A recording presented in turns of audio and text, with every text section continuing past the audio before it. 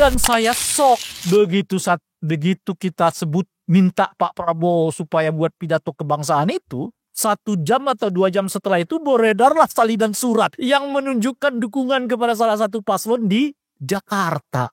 Astaga. Siapa yang membisikkan ini kepada Pak Prabowo? Mengapa tidak ada di samping Pak Prabowo mengingatkan, Pak Prabowo Anda adalah Presiden Republik Indonesia. Presiden bagi siapapun kepala daerah yang akan terpilih. Kalau Bapak mengatakan dukungan pada paslon tertentu dan besok hari dia tidak lolos, ada 2 implikasi. Implikasi pertama, suara Bapak ternyata mulai tidak didengar oleh publik. Dan yang kedua, calon yang lain yang menang, yang tidak Bapak dukung itu, punya potensi untuk mengatakan beda dengan Bapak. Dan saya kira kalau terkait dengan kualitas pelaksanaan pilkadanya, saya rasa tidak perlu menunggu sampai ke penetapan hasil.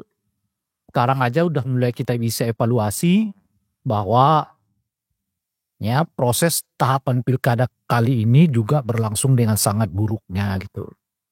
Ini juga lah menurut saya pilkada yang ya terburuk sepanjang sejarah pilkada kita lakukan sejak tahun 2005 berarti sampai sekarang ini. Menurut saya ini adalah pelaksanaan pilkada yang terburuk itu. Terburuknya itu bukan lagi-lagi di teknis ya. Kalau di teknis itu relatif sudah nggak ada lagi masalah kita. Kita nggak mendengar lagi ada persoalan yang sangat serius terkait dengan DPT. Persoalannya sangat serius terkait misalnya dengan distribusi logistik pemilu. Apakah itu surat suara, apakah ini macam-macam dan sebagainya itu gitu. Karena itu sudah lebih sudah bisa lebih tertata dan kita bantu oleh banyak sekali peralatan ya dalam hal ini adalah teknologi maupun ditentu karena penyelenggara pemilunya juga sudah mulai lebih terlatih karena ini relatif mulai berjenjang kan.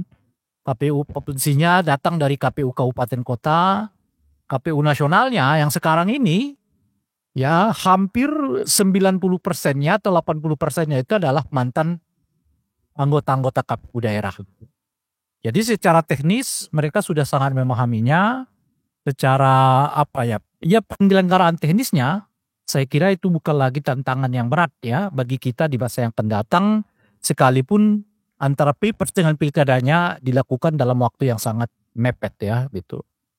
Dan itulah makanya kalau ditanya misalnya secara teknis, saya sendiri belum mendapatkan informasi yang mengatakan ada kendala gitu. Ya di satu daerah. Misalnya apa? Misalnya surat suaranya belum diterima gitu ya. Logistiknya belum diterima gitu. Nah itu kita belum dengar itu ada kendala itu sampai sekarang gitu. Nah sama dengan pilpres dan pileg kemarin boleh disebut kalau secara teknis lagi-lagi itu pemilu dan pilpres yang relatif sukses kalau teknis itu. Lalu apa yang jadi masalah dan kendala kita sekarang? Jadi kesuksesan teknis itu tidak dibarengi dengan peningkatan kualitas dan moralitas pelaksanaan pemilu dan sekarang adalah pilkadanya gitu. Nah, oleh kalau kita lihat beberapa istilahnya itu ya kejadian yang mengiringi pelaksanaan pilkada saat ini kurang lebih sebetulnya hampir sama dengan situasi yang kita alami di pilpres kemarin. Nah, jadi oleh karena itu kalau kita mengatakan pilpres kemarin adalah pilpres terburuk sepanjang sejarah, dengan peristiwa-peristiwa yang kita alami di dalam pilkada seperti yang sekarang, ya tentu kita tidak lagi kesulitan untuk membuat kesimpulan bahwa ini juga adalah pilkada terburuk ya sepanjang sejarah gitu. Apa misalnya, apa indikatornya? Saya akan coba runtut beberapa ya untuk mendefinisikan bahwa pilkada ini secara kualitatif adalah yang terburuk dalam sejarah pelaksanaan pilkada kita itu. Satu adalah maraknya dinasti politik sebagai calon. Nah, pembiaran dinasti politik ke tingkat nasional itu berimbas ke daerah sekarang. Bahkan kala dinasti politik itu sebetulnya marak di pilkada, itu sudah merajalela sedemikian rupa, apalagi kala dinasti politik ini diproporsikan ke tingkat nasional, seperti kita ketahui dilakukan oleh Presiden Jokowi saat itu gitu ya, pada Pilpres 2024 yang lalu gitu. Nah, karena basis hukumnya memang diperbolehkan, basis moralnya diruntuhkan dengan argumen dan alasan yang penting dicoblos, dipilih itu. Maka kita lihat sekarang di pilkada-pilkada ini juga orang nggak mempersoalkan bahwa begitu besar ya atau begitu banyak calon-calon ini yang didasarkan pada dinasti politik. Nah, ini boleh disebut, ya saya tidak tahu persentasinya, tapi misalnya ICW mengatakan kalau kita studi dengan, saya kira juga hal yang sama dilakukan oleh Permapi, kalau kita studi misalnya hasil Pileg 2024 yang lalu itu, lebih dari 30% mereka yang duduk jadi anggota DPR sekarang itu adalah produk dari dinasti politik. Artinya apa gitu? Artinya kita ini sekarang berada dalam situasi di mana dinasti politik ngepung politik kita gitu. Di DPRD-nya terjadi begitu, di DPR nasionalnya terjadi begitu, mungkin di DPD-nya juga saya belum ada studi soal DPD-nya gitu ya. Di eksekutif nasionalnya terjadi, eksekutif daerahnya di pilkada-pilkada ini. Jadi artinya apa gitu? Artinya 30% mungkin dibuat dalam skala yang lebih umum gitu ya. 30% politik kita ini sekarang sudah dikuasai oleh dinasti politik itu. Baik di legislatifnya maupun di eksekutifnya gitu. Nah, ini tanda pertama tentang memburuknya kualitas pilkada kita ya. Yang kedua adalah soal banyaknya daerah-daerah kita yang hanya terdapat pasangan tunggal gitu ya. Untung ada putusan Mahkamah Konstitusi kemarin yang mengakibatkan penurunan drastis jumlah kemungkinan terjadinya pasangan tunggal di daerah itu. Seperti kita ketahui sebelum ada putusan Mahkamah Konstitusi misalnya, kita mendengar informasi bahkan bisa di hampir 106 lebih daerah di Indonesia itu akan akan ada ya pilkadanya yang hanya diisi oleh satu pasangan gitu. Tapi setelah ada putusan Mahkamah Konstitusi, kurang lebih sekarang menjadi sekitar 36 ya. 37 daerah ya, 38 daerah itu. Turun dari 106 tapi dia naik dari 25 daerah sebelumnya gitu. Nah, tahun 2020 itu baru sekitar 21 sampai 25 daerah. Sekarang naik menjadi 36 sampai 37 daerah gitu. Nah, jadi dari tahun sebelumnya, tahun 2020 kita pilkada terakhir itu ke 2024 naik jumlah dari pasangan tunggal itu gitu. Dan ini jelas bukan bagian dari ya peningkatan kualitas demokrasi kita gitu. Itu yang kedua tuh. Nah, yang ketiga, kalau kita evaluasi kampanye kemarin tuh menurut saya penuh dibarengi dengan praktek terselubung ya dari politik uang. Kampanyenya itu kan banyak misalnya yang saya istilahkan sebagai kampanye empatik ya. Apa itu kampanye empatik itu? Kampanye empatik itu tiba-tiba paslon mendatangi rumah orang miskin. Ya kan? Lalu beri bantuan. Itu kan seperti empati lah kepada yang miskin. Tiba-tiba paslon datang ke orang yang sakit. Lalu dia katakan bawa aja ke rumah sakit. Biayanya akan kita cover gitu. Ada datang ke tempat orang yang kebetulan gagal sekolahnya gitu. Karena kurang biaya. Dia akan datang ke situ. Sudah. Datang ke panti-panti asuhan. Ya kan? Dan membawa bantuan-bantuan sosial gitu. Itu yang saya sebut kampanye empatik. Jadi kegiatan sosial yang menunjukkan empati kepada orang-orang yang kebetulan nasibnya sedang mendapatkan musibah gitu. Tapi sebetulnya di balik itu semua adalah target dia adalah elektabilitas, popularitas. Karena aktivitas itu ya tentu dipamerkan ya melalui media sosial, melalui ini macam-macam. Kelihatan meningkat tinggi dibandingkan kalau dia tidak menjadi calon di dalam pelaksanaan pilkada. Nah itu yang saya sebut sebagai kampanye empatik. Nah ini juga menurut saya ya, dalam konteks demokrasi jelas tidak tepat. Ya, bantuan-bantuan empatik itu dalam konteks meningkatkan elektabilitas itu pada akhirnya praktek empatik berselubung atau praktek politik uang berselubung gerakan empatik gitu loh. Itu persis kurang lebih sama dengan bansos-bansos kan sebetulnya ya.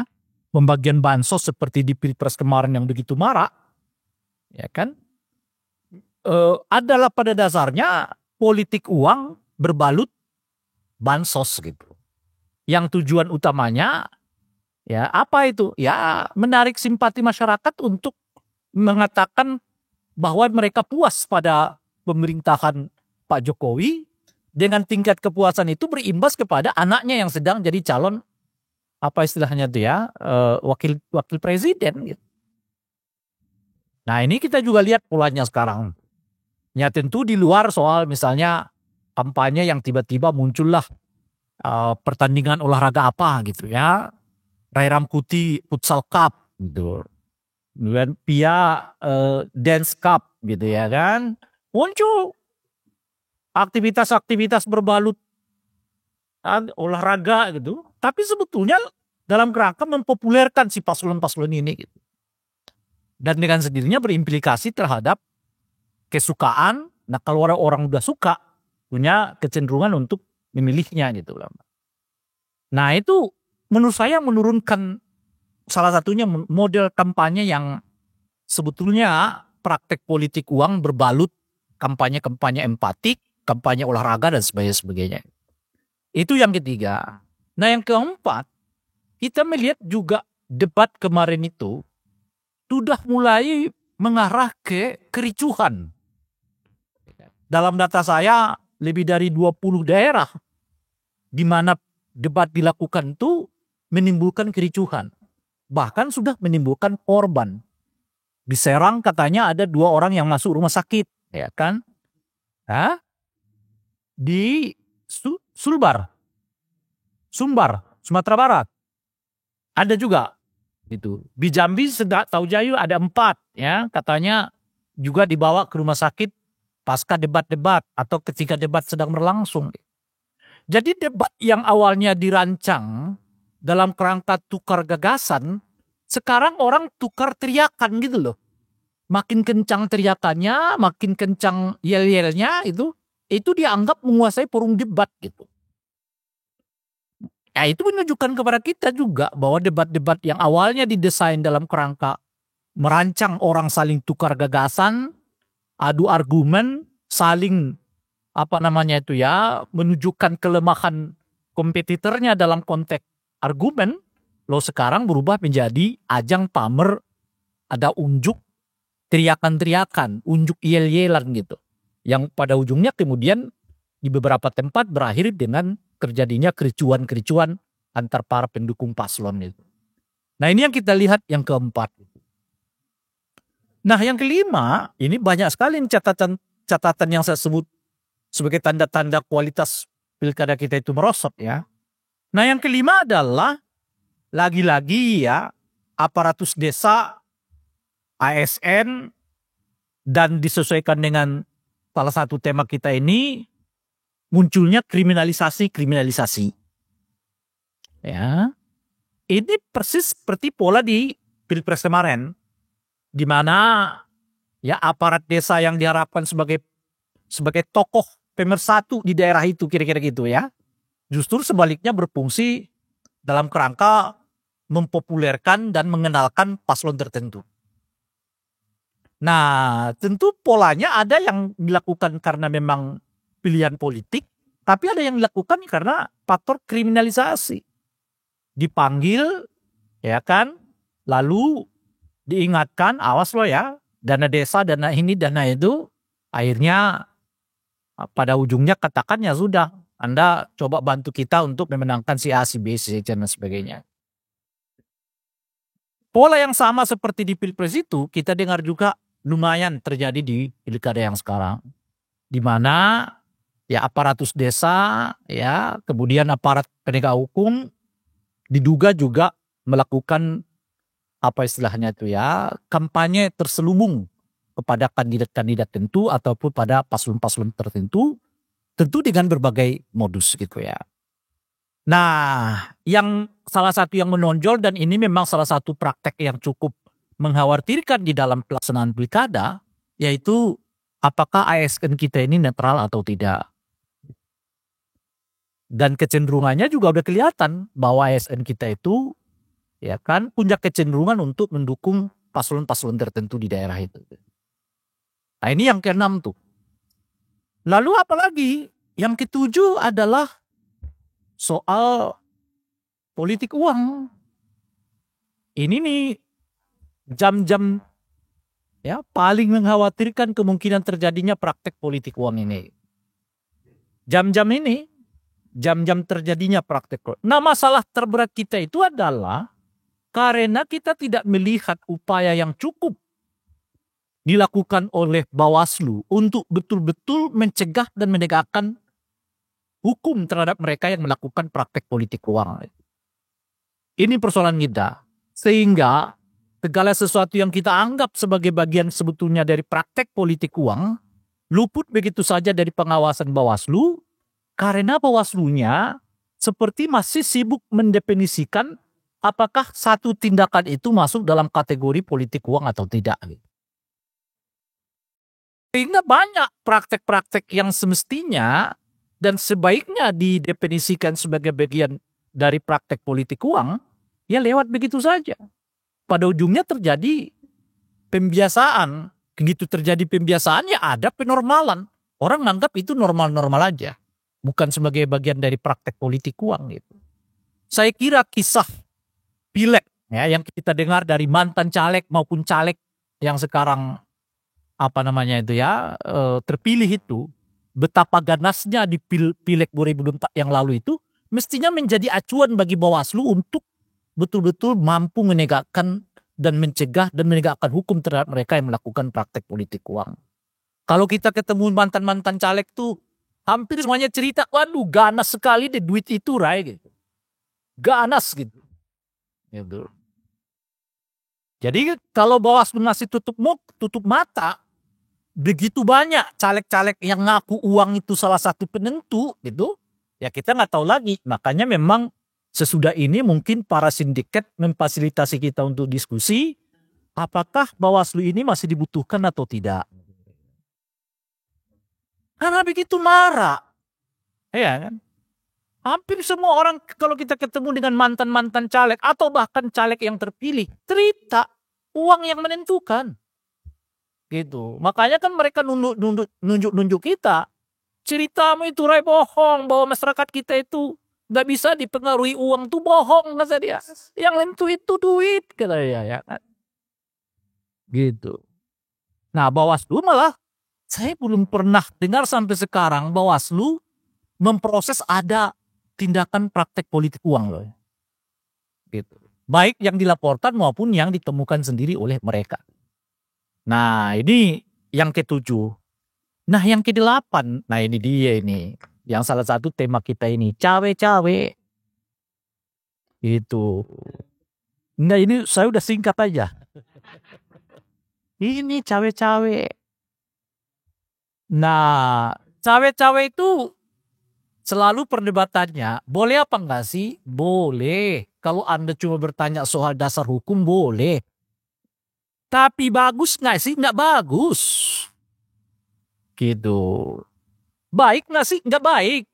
Saya sekarang bicara bukan soal boleh nggak boleh. Saya bicara soal kualitas. Kualitas itu kan bukan berkaitan dengan boleh tidak boleh.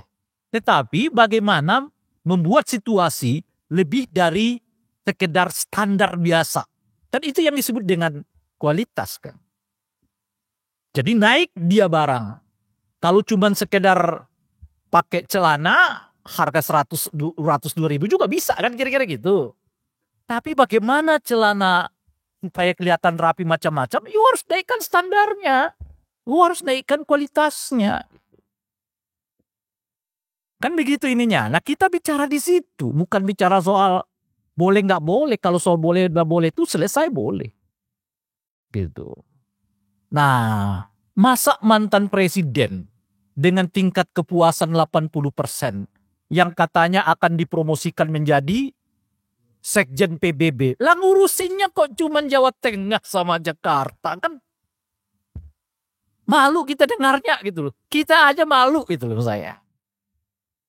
Kita membayangkan dia akan ngurusin perang Israel sama siapa kan kira-kira gitu ya. Jadi juru bicara perdamaian di internasional. Aduh, ternyata jadi apa tadi namanya, just tip ya. Jadi just tip. Ini apa namanya, kawan-kawan yang salah satu media mencari dananya itu dari Justice Justice, ada ini loh ya, ada saingan berat ini ya kan. Ada saingan berat ini. Kan gitu. Nggak kebayang. Nah, mereka sebagian yang merasa nggak apa-apa kan, nggak ada melanggar. Waduh, tolong dong, ini bukan persoalan melanggar. Masa Anda mau biarkan mantan presiden yang dielu-elukan sebagai presiden paling sukses di Republik ini dan sedang dipromosikan menjadi calon sekjen PBB, lalu tiba-tiba Anda mau biarkan dia ngurusin pilkada gitu loh. Itu kan artinya Anda sama sekali mengkerdilkan dia gitu. Hah? Ya, justru sebetulnya ya yang sedang menjaga dia agar tidak jadi kerdil itu ya kita-kita ini. Kita-kita yang disebut tukang rese dan tukang nyinyir ini ya kan sebetulnya. Masa Anda mau mengkerdilkan dia urusan soal Jawa Tengah, urusan soal Jakarta. Lebih parah lagi saya dengar urusan soal kota Solo gitu ya. Duh. Padahal mantan presiden ngapain pakai tingkat kepuasan 80% gitu maksudnya. Mengapain pakai plakat presiden paling sukses sepanjang sejarah. Malu kita dengarnya. Tiba-tiba di dalam sejarah dibaca presiden paling sukses sepanjang sejarah Indonesia adalah juru bicara paslon tertentu di Jawa Tengah. Kan malu kita. Malu kita dengarnya itu. Ini kawan-kawan yang mengatakan boleh-boleh itu apa nggak malu dengar dengan pernyataan yang kayak begitu? Dicatat oleh sejarah. Siapa mantan presiden yang berkampanye untuk paslon tertentu di pilkada adalah presiden yang paling sukses dalam sepanjang sejarah Indonesia? Gimana kita nggak malunya gitu? Kenapa? Nanti akan ada sejarah pilkada Jawa Tengah gitu kan. Salah satunya adalah Jurkam gitu ya, adalah mantan presiden paling sukses sepanjang sejarah Indonesia gitu kan. Nah, lebih memalukan lagi kalau kemudian nanti di lapangannya ternyata nggak begitu banyak efeknya. Gitu. Ya kan kita nggak tahu. Nanti kan kita lihat hasilnya besok ya kan. Kita nggak tahu. Kalau kenyataannya di lapangannya nggak ngefek. Aduh. Ini kawan-kawan yang masih berkata boleh nggak boleh itu apa nggak mikirin itu gitu loh ya. Ini kan ibaratnya orang tua kita dielu-elukan, lalu tiba ada sekelompok orang yang menginginkan dia jadi sekedar begini-begini, lalu kita pikirkan efeknya begini, ya kita sebagai anaknya nggak mau dong kan gitu. Kita harus cegah ayah kita, orang tua kita, orang yang kita hormati, jadi bahan olok-olok orang gitu loh kira-kira. Nah pertanyaannya, apakah itu karena ada orang yang memang mendesainnya untuk masuk pada wilayah yang sangat kerdil itu, atau itu karena pilihan politiknya sendiri? Gitu. Yang saya khawatir justru yang kedua ini gitu loh Pak. Memang itu pilihan politik sendiri. Lah, kalau itu pilihan politik sendiri, apa sih sebetulnya yang hendak dikejar gitu? Saya kira dugaan tapi ini ya, ada 3 tuh. Pertama, perasaan bersaing itu belum selesai. Ya kan, bersaing dengan mantan partai yang mendukung dia gitu loh kira-kira. Khususnya di daerah-daerah memang di mana partai pesaing ini sangat kuat kan. Jadi keinginan untuk menunjukkan bahwa tanpa saya Anda bukan siapa-siapa, itu tetap mungkin muncul ya di dalam dirinya itu.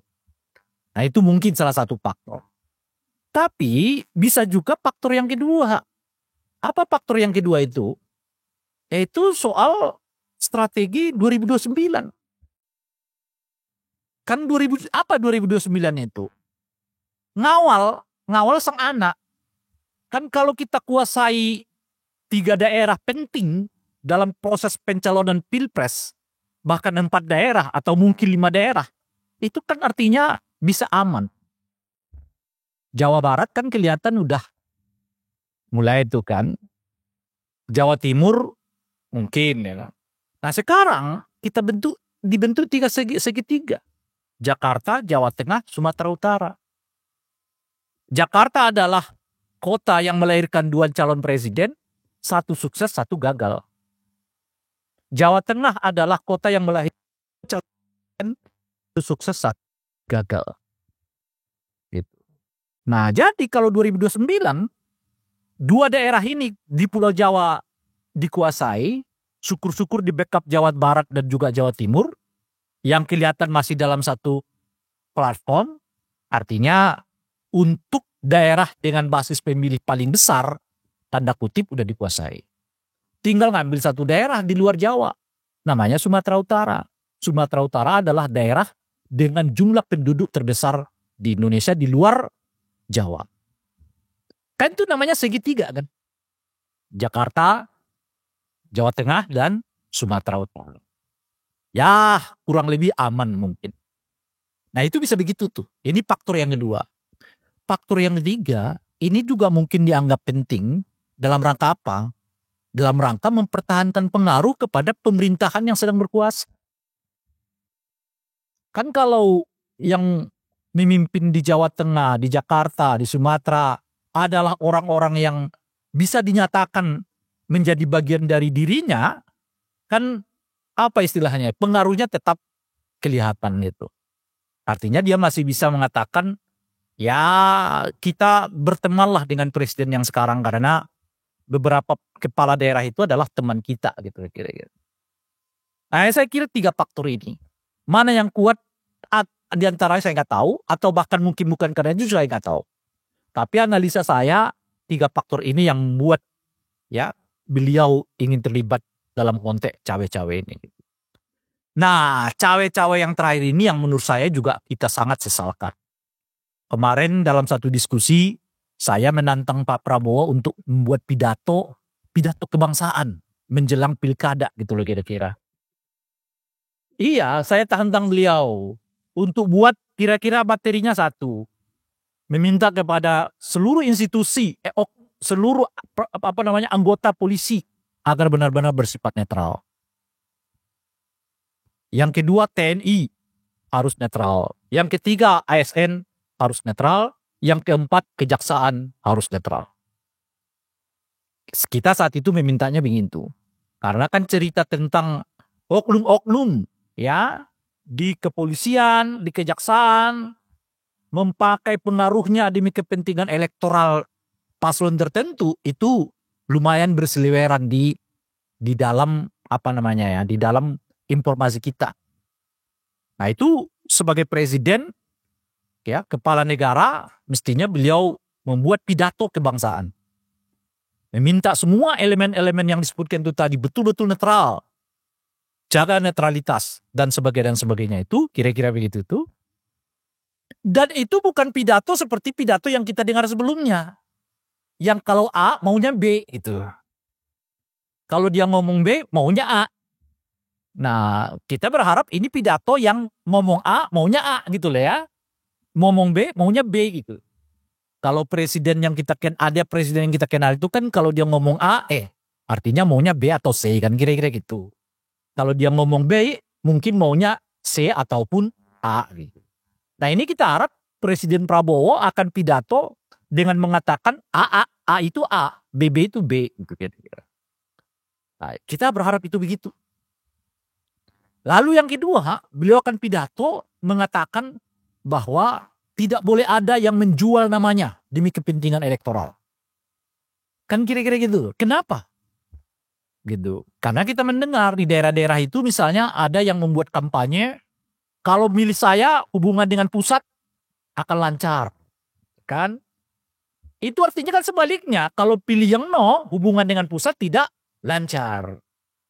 Lah, kalau dengan dia bisa lancar, dengan itu nggak bisa lancar, kenapa? Emang itu presiden siapa? Presidennya dia? Kan bukan. Itu presiden kita semua kan. Kalau Anda lancar, ya saya lancar.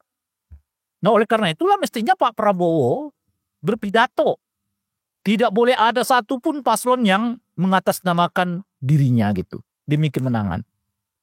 Sebab sebaliknya nanti bisa terjadi loh ya. Apa yang sebenarnya bisa terjadi? Kalau yang menang itu bukan yang itu, ya kan? Lo nanti ke depan dia bisa juga mengatakan, Pak Prabowo mohon maaf, di dalam kampanye kemarin tuh saya tidak mengatakan makan siang gratis itu bagian dari program saya loh gitu. Ya kalau mau tetap jalan ya silakan laksanakan, kami nggak ikut, kata dia di mana? Kan repot Pak Prabowo kan. Dan kebetulan yang nggak menang itu adalah yang nggak pakai nama beliau itu gitu loh. Oh nah Pak Prabowo, kemarin di dalam kampanye saya nggak menjanjikan program makan siang ini kepada masyarakat. Jadi ya kalau kemudian saya nggak sungguh-sungguh menanganinya, ya jangan salahkan saya, dan Bapak juga nggak milih saya kan, kira-kira gitu, nggak endorse saya kan, kira-kira misalnya. Terus gimana? Itu maksud saya. Makanya penting pidato kebangsaan ini dilakukan oleh Pak Prabowo. Dan saya sok begitu kita sebut minta Pak Prabowo supaya buat pidato kebangsaan itu, 1 jam atau 2 jam setelah itu beredarlah salinan surat yang menunjukkan dukungan kepada salah satu paslon di Jakarta. Astaga. Hah?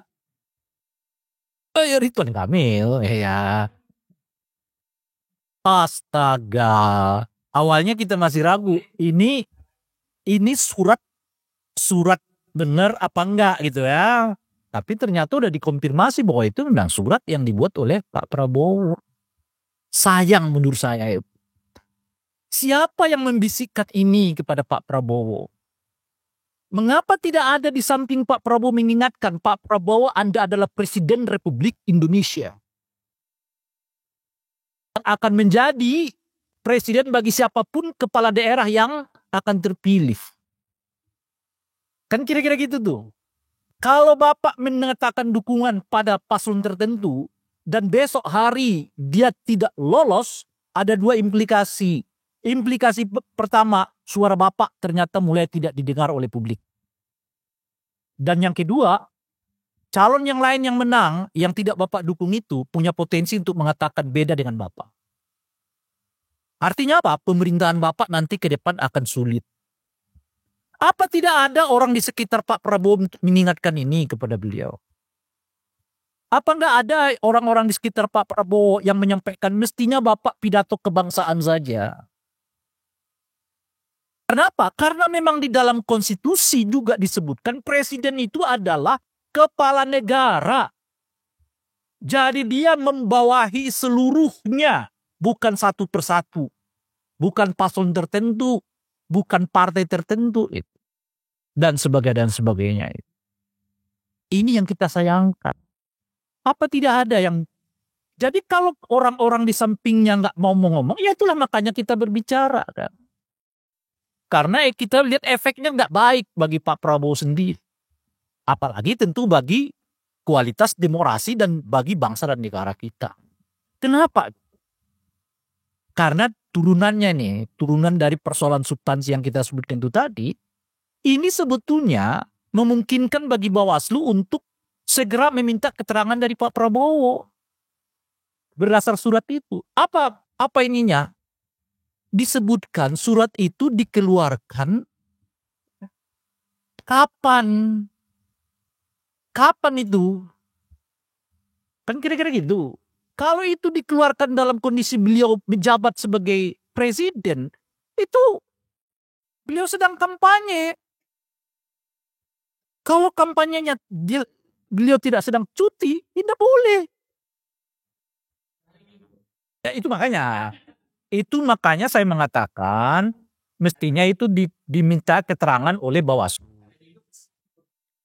Nanti kita masuk di situ. Nanti kita masuk di situ. Kan katanya surat itu ya kan surat itu kan surat menyatakan dukungan dan meminta orang milih. Alias itu kampanye. Kalau seorang presiden aktif kampanye ada aturannya. Satu, tidak sedang kerja, atau bahasa yang lain harus menyatakan cuti. Dan yang kedua, tidak sedang menggunakan fasilitas negara. Apakah dua unsur itu terpenuhi atau tidak ketika membuat surat itu? Itu pertanyaannya. Kalau di sana tentu udah jawab, udah menjawab mengatakan tidak terpenuhi. Tapi kan pengakuan mereka. Ya kan? Itulah gunanya ada Bawaslu. Untuk melihatnya secara objektif kan. Benar nggak pengakuan itu kan? Itu satu. Nah yang kedua, ini argumen yang Anda sebutkan itu tadi. Bagi saya itu, kapan presiden tidak menjabat sebagai presiden? Nggak tahu saya. Nggak tahu saya. Maka kalau ada waktu di mana presiden tidak sedang menjabat sebagai presiden, tanpa ada pernyataan resmi. Itu loh ya. Sekarang muncul pertanyaan, kalau ada apa-apa, bisakah ia langsung memerintahkan sesuatu?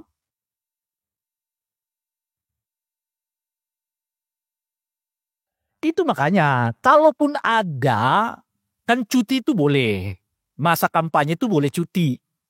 Itu dimungkinkan, tapi harus ada pernyataan resmi. Gitu loh. Jadi misalnya begini, kalau surat itu dibuat oleh presiden, lalu ia deklarasi, saya sedang cuti dalam beberapa menit dalam konteks membuat surat ini. Kewenangan saya serahkan kepada wakil presiden. Itu loh kira-kira. Itu harus ada di administrasi kenegaraan. Nggak bisa ini hari Minggu cuti. Nggak. Karena jabatan presiden itu tidak mengenal hari Minggu. Loh kalau presiden nanti hari Minggu, presiden hari Minggu cuti, tiba-tiba ada negara asing masuk, tiba-tiba ada negara asing masuk, intervensi ke negara kita, lalu presiden mengatakan, saya nggak bisa memerintahkan apa-apa, karena gitu. Lalu atau tiba-tiba, karena presiden pada hari Minggu libur, dia telepon Menteri Keuangan, tolong dulu, ada masalah keuangan kita, selesaikan dulu. Lah Menteri Keuangannya juga bilang, maaf Pak, selagi libur juga. Mohon maaf Pak, saya juga lagi libur. Itu kalau Menteri Keuangannya bilang, Pak, Bapak kan lagi libur. Kalau Bapak lagi libur gak bisa merintahin saya dong. Ini gimana lagi? Hah? Bapak kan lagi libur. Kalau lagi libur kan Bapak sedang tidak menjabat sebagai presiden. Mohon maaf Pak, itu perintah gak bisa saya laksanakan karena bukan perintah seorang presiden. Kan tadi gimana? Nah itu tuh. Nah yang ketiga alasannya adalah begini. Inilah pentingnya kita sekarang menurut saya sih. Bagi saya sih sebetulnya ada perlu pakai aturan-aturan. Lagi-lagi itu soal patsun. Kalau Anda udah jadi presiden, Anda ini kan menjadi pelindung bagi seluruh segenap rakyat Indonesia kan. Anda ini kalau di undang-undang apa istilah saya, undang-undang partai atau apa ya, adalah pelindung bagi semua ormas dan orsospol. Gitu. Nah oleh karena itu saya berharap kepada Pak Prabowo lebih baik meninggalkan jabatan partai politiknya setelah terpilih menjadi presiden. Ya bukan itu saja, repot yang begini ini nih. Karena kan bagian dari alasannya itu adalah karena dia sedang jadi ketua partai. Kapan kita tahu beliau jadi ketua partai? Kapan jadi presiden? Kalau lagi terdesak begini dia bilang saya ketua partai. Gitu. Kan repot kita. Kita nggak tahu kapan beliau menjabat sebagai ketua partai, kapan beliau menjabat sebagai presiden. Lebih dari itu, kalau beliau ngurusin partainya, lah ini partai-partai ini semua Siapa pelindungnya? Nah, kalau saya pribadi tidak mau bicara soal buat aturannya aja bahwa semua presiden yang terpilih nggak boleh menjabat sebagai jabatan ketua partai gitu. Nggak perlu sebetulnya itu kalau kita punya standar moral yang jelas dalam berbangsa dan bernegara. Sudahlah seperti yang disebutkan oleh siapa presiden Amerika itu. Kennedy. Begitu begitu bangsa dan negara kesetiaan terhadap partai berakhir manakala kesetiaan terhadap bangsa dan negara memanggil. Ini jangan, kalau kita lihat argumen-argumen itu tadi, argumen itu berlindung di belakang beliau ketua partai. Seolah partai itu lebih besar dari negara ini. Please, jangan pakai argumen itu dong. Beliau kan juga ketua partai, seolah karena beliau ketua partai, maka jabatan presidennya ditanggalkan dulu demi partai. Ini cara berpikir apa?